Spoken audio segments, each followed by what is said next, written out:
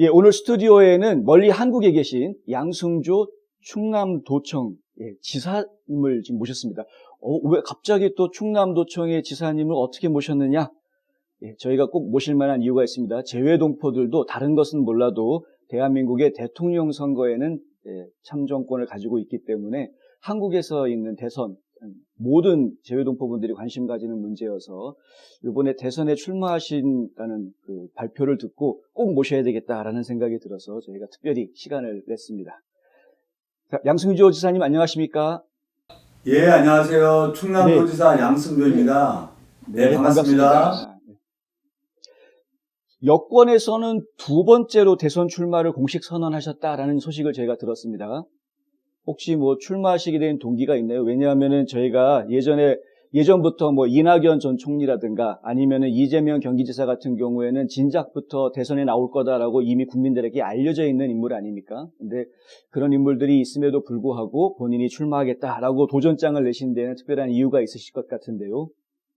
예, 제가 출마된 그 가장 중요한 이유는 내가 행복한 대한민국이 되어야 하겠다는 겁니다.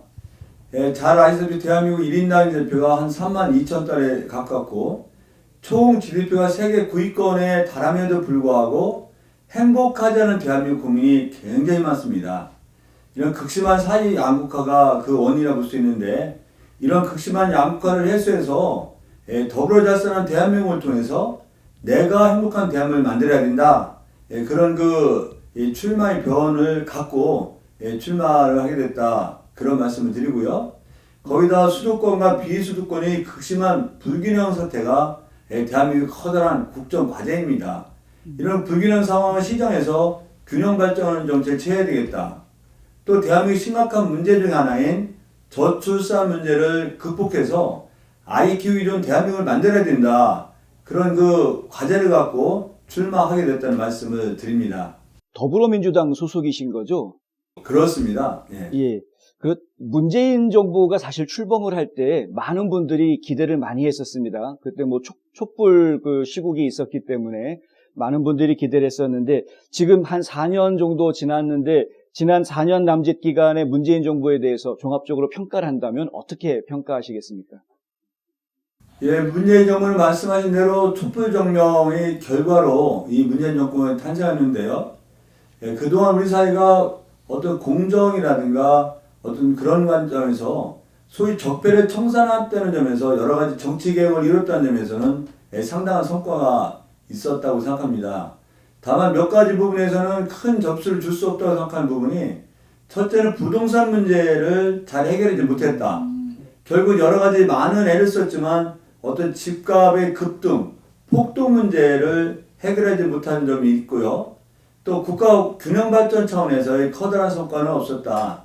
이런 부동산 문제와 국가 불균형 발전 문제, 이 문제는 아주 의미 있는 성과라고 할 수 없다는 것이 제 의견이고요.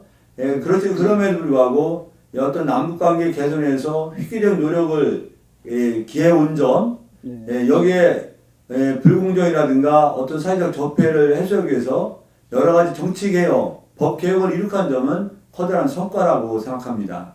네. 그 지사님께서는 지금 대통령에 당선이 되신다고 하면 그러면 가장 추진하고 싶으신 이것만큼은 꼭 해야 되겠다 하는 정책이 있으신가요? 몇 가지만 좀 간단히 소개 좀 부탁드리겠습니다.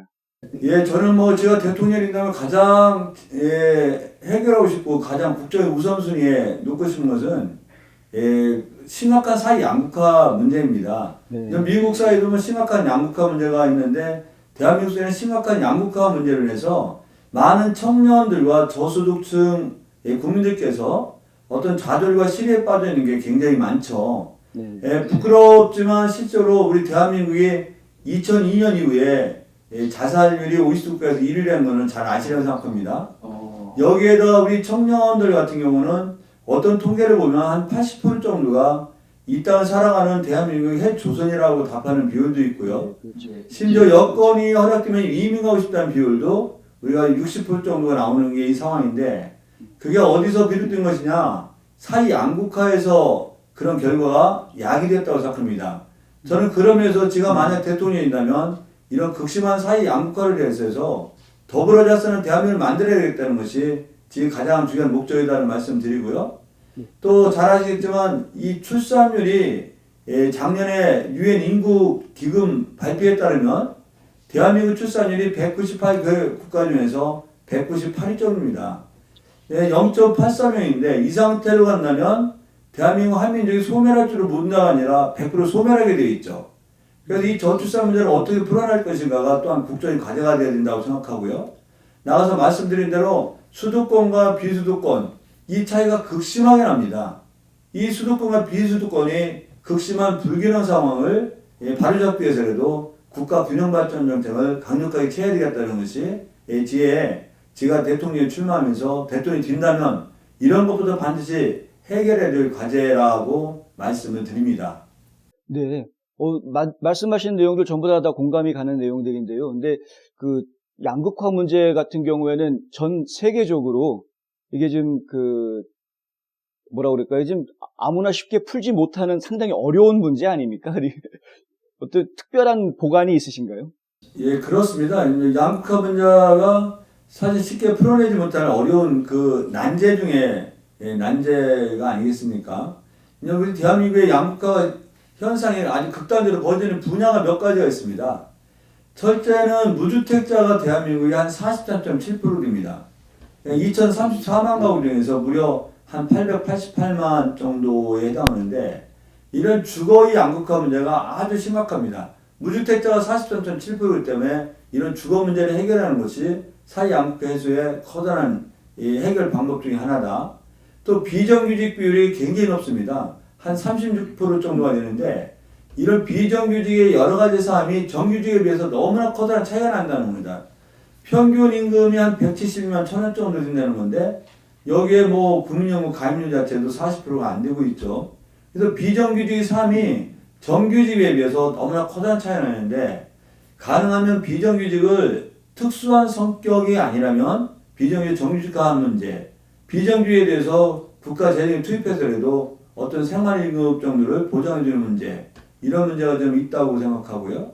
거기다 대기업과 중소기업의 임금 차이가 세계에서 가장 심각하게 차이가 많이 납니다.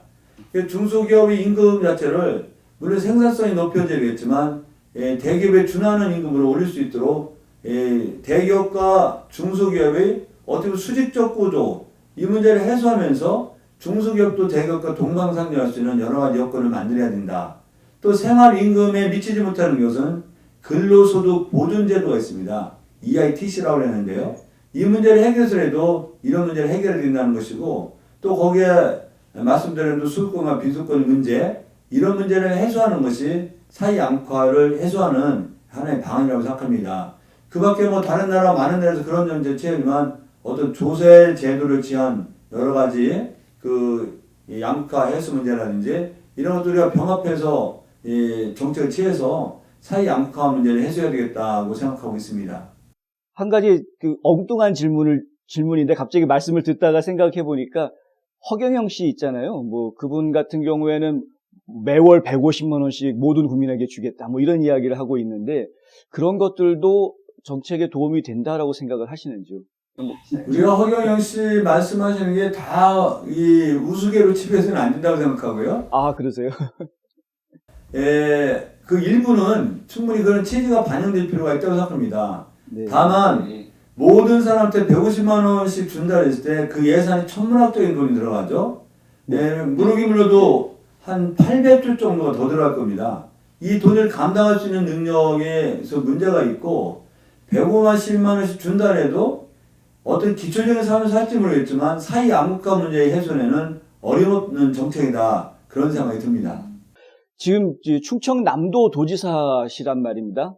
근데 보통 이렇게 한국 정치에서 보면은 충청 대망론 이런 단어들이 대선 때만 되면 이제 계속 나오는데요. 사실은 충청 대망론이라는 이 기치를 내걸고 성공하신 분이 아직까지 없었단 말이죠. 그래서 저희가 지금 이 양 지사님 같은 경우에도 충청 대망론 얘기가 나오길래 혹시 또 실패하시는 것 아닌가라는 걱정이 먼저 앞서서 여쭙는 건데요. 이게 지역주의 이런 것들이 아직까지도 우리 한국 사회에서 이야기가 되고 있는 것에 대해서 어떻게 생각하시는지, 그리고 본인이 정말 충청 대망론에 주자다라고 생각하시는지 그것도 좀 알고 싶습니다. 네. 먼저 충청권 대망론이 주장되는 게 지역주의라고 볼 수는 없다고 생각합니다. 충청권은 뭐 두 가지 점인데요. 일단 지금까지 대통령 직선제가 되면서 영남에서 1960년대 이후부터 계속 대통령이 나오셨고 호남에서도 대통령이 한 분이 나오시지 않았습니까? 우리 김대중 대통령이 나오셨는데 이런 가운데는 충청권이 직선제 대통령, 대통령제에서 대통령이 한 번도 나오지 않았기 때문에 어떤 그 정치 권력의 균형 차원에서도 한번 충청권에서 대통령이 나왔으면 좋겠다라는 소박한 충청권 대망론이 있습니다. 더불어서 충청남도는 대한민국 국토의 중심지입니다. 또 지금의 행정의 중심지고 미래의 중심지가 충청도인 만큼 이런 충청도에서 미래의 중심인 충청도에서 한번 지도자가 나와서 대한민국의 중심 역할을 해달라는 그런 차원의 또 충청권 대망론이 있다. 그런 말씀을 드리고요. 지금까지 여러분이 충청권 대망론이 있었다고 그러지만 실제 다 실패로 갔죠. 근데 저 같은 경우는 충청남도에서 성장하고 자랐을 뿐만 아니라 국회에 입문하기 전에도 여기서 사회단체 활동이라든가 어떤 변호사 사무실 운영하는 등 여기서 직업생활을 보냈죠. 여기에 사선 국회의원과 지금 도지사를 충청남도에서 하고 있기 때문에 누구보다도 충청인을 잘 이해하고 충청도의 이익과를 분명히 알고 있을 만큼 저 양순이가 그런 가운데 판단해 본다면 충분히 충청권 대망론이 주자가 될 수 있는 충분한 자격이 있다고 판단하고 있습니다. 예, 그러시군요. 잘 알겠습니다. 저희가 다른 인터뷰 하신 그 기사들을 보다 보니까요, 이런 얘기를 하신 적이 있더라고요. 모병제보다는 남녀 평등 복무제가 오히려 더 검토해 볼 만하다. 실제로 대통령에 당선이 되시면은 남녀 평등 복무제를 실천하실 그런 계획이 있으신가요? 먼저 이렇게 남북 관계가 대치하고 있지 않습니까? 더구나 우리 같은 경우는 남북 관계를 넘어서도 주변 열강에 쌓여있는 게 대한민국인데 네. 이런 상황에서 모병제로의 섣부른 전환은 굉장한 문제가 따를 수 있습니다. 먼저 군대의 질적 저하 문제가 있죠. 거기다 실적으로 어떤 그 상류층 자제라는 분이 그런 사람들 얼마나 군대에 가 있느냐. 그런 국민들 사이의 위화감 문제도 충분히 예상할 수가 있다고 생각합니다. 따라서 이 모병제는 상당 부분 유지되어야 된다고 생각하는데 다만 이런 사람이 우리나라는 이 초저출산 문제 때문에 2018년도에 군대 가수는 병역 자원이 35만 명이라면 22년도에 가면은 이게 35만이 25만 명이 떨어집니다. 어떻게 병역 자원이 절대 부족 상황을 맞이할 수 있는데 이런 상황과 맞물리고 남녀 평등 차원에서도 여성에게 일정한 그 복무 의무, 병역 의무를 부과하는 게 남녀 평등에도 맞다. 그런 생각이 듭니다. 그래서 이 문제는 정말 진지하게 검토해야 된다고 생각하고 저는 어떤 형태든지 병역을 부과했으면 좋겠다는 것이 제 생각이다. 그런 말씀을 드리고요. 그런 과정에서 제가 며칠 전에 발표한 공약 중에 하나가 사병 월급이 현재 한 60만 원 정도 주거든요. 병장이. 네. 이걸 이렇게 해서는 안 된다. 우리 청년들에게 우리 자제들에게 회상과 헌신만을 강요해서는 게 아니라 실질적으로 최소한 최저임금 수준의 임금을 줘야 된다. 지금 최저임금 수준이 한 190만 원 정도 되거든요. 이런 임금을 주고 이 사병에게 최저임금 수준의 월급을 줌과 동시에 여성들도 여성 복무 병역임금제를 완전히 시행하기 전에도 여성들도 사병으로 입대하기를 원하면 우리가 사병으로서 문을 열어둬야 된다. 그런 견해를 갖고 있습니다. 그러시군요. 하기는 저희가 이스라엘하고 한국하고 비교하는 경우들이 많이 있는데 이스라엘 같은 경우에는 이제 남녀가 다 같이 병역 의무를 가지니까 그런 점에서는 저희도 생각해 볼 만한 문제이기는 한 것 같습니다. 남녀 평등 얘기 나올 때마다 저희가 하는 이야기이기도 하고요. 잘 알겠습니다. 야권에서 대선 후보로 언급되는 분들이 굉장히 많이 있습니다. 잘 아시겠지만. 네. 근데 저희가 인터뷰 하신 내용들 중에서 보니까 윤석열 전 검찰총장에 대해서 쉽게 무너질 가능성이 있다라고 이제 아주 간단하게 제끼는 말씀을 하셨더라고요. 윤 전 검찰총장 같은 경우에는 본인이 어느 당적에 속하겠다라는 발표가 아직 없음에도 불구하고 야권 잠룡으로 아주 큰 인물로 마치 그렇게 이야기되고 있는데 실제로 양 지사님이 생각하시기에 가장 신경 쓰이는 인물은 과연 누구인지 저희는 궁금해서 여쭙고 싶습니다. 예, 저는 그 윤석열 그 전 총장님이 이 정치에는 문외한이신데요. 이 검찰 같은 경우는 어떤 그 수사권 내지 그걸 갖고 예, 주어진 그 법을 집행하는 그 역할을 하는데 우리 정치라는 건 굉장히 복잡합니다. 예, 종합행정이 요청되는 거 아니겠습니까? 네. 다양한 또 이해관계를 예, 조정하는 문제, 예, 갈등을 또 해소하는 문제, 또 사회적 약자와 사회적 소외계층을 대변하고 예, 그들의 권익을 개선해야 되는 문제가 있는데 검찰만 평생 동안 봉직하신 분이 이런 문제에 대해 진지하게 생각해 볼 겨를이 없었다고 생각합니다.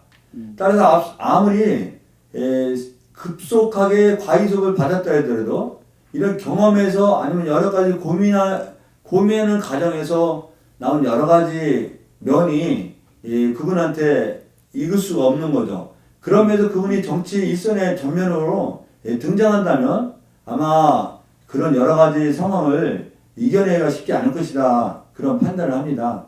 지금 뭐 야권에 여러 후보가 계시지만 누가 가장 까다롭고 어려운 상대라고 생각하느냐에 대해서는 여러 말씀을 안 드리겠지만 그래도 예를 들어 제 개인적인 문제인데 생각인데 네. 오세훈 후보 같은 경우는 그냥 서울시장을 맡았고 예전에 국회 경험도 있고 또 극단적인 주장은 덜하는 편이죠. 이런 분들이라면 그런 분이 후보가 된다면 상당히 우리로서는 그 상대가 만만치 않은 후보가 될 것이다. 그런 판단을 하고 있습니다. 아, 예, 그러시군요. 잘 알겠습니다. 사실 이게 쉽지 않은 질문이었을 것 같은데 솔직하게 말씀해 주셔서 감사하고요. 예. 아까도 말씀하셨지만 한국이 지금 지정학적인 위치 때문에 중국이라든가 미국이라든가 이 두 초강대국들을 양쪽 다 신경 쓸 수밖에 없는 그런 위치에 있단 말입니다. 근데 이 중국과 미국 사이에서 과연 그 국가 정상이 됐을 때 이 두 나라 간에 어떤 관계를 이끌어 나갈지가 지도자로서 굉장히 중요한 어떤 능력이 될 것 같은데요. 근데 미국이나 중국 내에 혹시 어떤 군사라든가 정치라든가 경제 쪽과 관련한 그런 인맥이 지금 있으신지 앞으로 중국과 미국 사이에서 어떤 외교 전략을 펼쳐나갈 계획이신지도 좀 여쭙고 싶습니다. 예, 상당히 어려운 그 질문이라고 생각하고 민감한 문제죠. 외교 전문가가 답변하기도 굉장히 어려운 문제라고 저는 생각하고 있습니다. 다만 미국과는 국가는 한미동맹 사이가 아니겠습니까? 어떠한 경우도 한미동맹에 균열이 가는 정책은 안 되겠다. 우리 대한민국 국익을 위해서 당당히 주장할 건 하더라도 근본적으로 한미동맹에 금이 가고 균열이 가는 정책에 있어서는 안 된다. 또 이제 중국 같은 경우는 사실 대한민국의 교역액의 한 25% 정도를 중국이 차지하고 있습니다. 한마디로 대한민국 제1위 교역대국은 중국이란 말이죠. 네. 여기에 홍콩이라든가 싱가포르까지 포함한다면 한 30% 정도 되는데 이런 경제적 측면을 또한 우리는 도시화할 수가 없습니다. 네네. 그래서 이런 그 한미 관계, 한중 관계에서 이 균형 잡힌 이구가 굉장히 필요하다. 그런 말씀을 드리고요. 그래서 우리 문재인 대통령께서는 동북아 균형자, 노무현 대통령은 동북아 균형자론을 말씀하셨고, 문재인 대통령은 동북아 운전자론을 말씀하셨는데, 기본적으로 문재인 정부의 외교 정책을 개성하면서 이 양국 관계의 관계를 아주 면밀하게 살펴봐야 된다. 그런 말씀을 좀 아울러 드리고요. 또, 제가 뭐 현재 이제 국회의원 외고 통상위도 아니고, 국회 14년 의정활동을 했지만 대체로 보건복지하면서 이랬기 때문에 또 미국이라든가 중국에 아주 저 개인적으로 어떤 아주 가까운 관계의 인사가 있는 건 아닙니다만 하여튼 외교 한미 관계 한중 관계는 그런 관계에서 풀어야 되겠다 그런 말씀을 드립니다. 이 코드 문제도 말씀을 하셨는데요. 네. 이거 굉장히 민감한 문제 아니겠습니까? 더는 이제 미국과 중국과의 관계에서 굉장히 민감한 문제인데 이런 관계도 말씀드린 대로 기본적으로 대한민국 국익도 충분히 주장하면서 기본적인 외교관계의 틀에서 이 문제도 봐야 되지 않겠냐 그런 말씀을 드립니다. 참으로 어려운 질문이고요. 참으로 공개적으로 말씀하기가 굉장히 어려운 질문인데 그런 가운데에서도 한미관계, 한중관계 모두 중요한 관계이기 때문에 그런 관계에서 이 문제를 잘 풀어내겠다 그런 생각을 하고 있습니다. 예, 지금 일반적으로 많은 그 재외 동포들이 염려하는 부분이 바로 그 점인데요. 뭐냐면 구한말 시대에 지금 한국 정세를 보고 있는 것 같다라는 이야기 하시는 분들이 많으십니다. 중국이 워낙에 강한 상태로 좀 커져가고 있는 상태에서 미국이 또 중국을 적국이라고 딱 지정을 하고 어떻게 해서든 지금 기싸움을 지금 강하게 더 펼쳐나가고 있는 그런 상황이어서 한국의 입지가 정말 괴롭겠구나라는 생각을 많이 하고 있는 그런 상태이기 때문에 지금 상당히 중요한 시점이 아닌가, 특히 이제 국가 지도자로서는 특별히 더 중요한 시점이 되지 않을까라는 생각에서 여쭤봤던 거였고요. 그럼에도 불구하고 한미동맹의 기반을 가지고 중국과 교역의 관계를 생각하시겠다라는 점은 저희도 상당히 공감이 가는 대답이었던 것 같습니다. 네. 재외 동포 사회에 대해서 좀 하나 여쭤보려고 하는데요. 해외 동포들 좀 자주 접해보셨는지 모르겠습니다만은 요즘 재외 동포들 중에서 가장 그 이슈가 되고 있는 이야기, 요즘만이 아닙니다. 꽤 오래됐는데요. 선천적 이중 국적 문제가 저희한테 굉장히 심각한 문제입니다. 태어날 때부터 이 해외에서 태어난 우리 후손들이 한국 국적을 가져야 되느냐, 아니면은 그 현지 국적을 가져야 되느냐, 아니면 둘 다 가질 수 있으면 참 좋겠는데, 근데 그것이 마음대로 좀 되지 않는 여러 가지 문제들이 있다는 것이죠. 그래서 그것 때문에 지금 한국 정부에서 이중 국적에 대한 결단을 좀 내려주기를 이 해외 동포들이 많이 바라고 있습니다. 양 지사님 같은 경우에는 어떤 생각을 가지고 계신지, 그리고 만약에 혹시 대통령으로 당선이 되신다고 하면 선천적 이중 국적자를 인정해 주겠다라고 공약을 해주실 수 있는지 여쭙고 싶습니다. 예, 먼저 우리 제2동포, 특히 재미동포라 비롯한 제2동포는 대한민국 소중한 자산이라고 생각합니다. 예, 그러면서 우리가 그런 관점에서 기본적으로 봐야 되겠다는 생각을 갖고 있고요. 예, 그런 점에서 이런 문제를 종합적으로 할 제2동포청 설립 문제는 문재인 대통령님의 공약사항이기도 했습니다. 이 공약이 차질 없이 이행되어야 된다.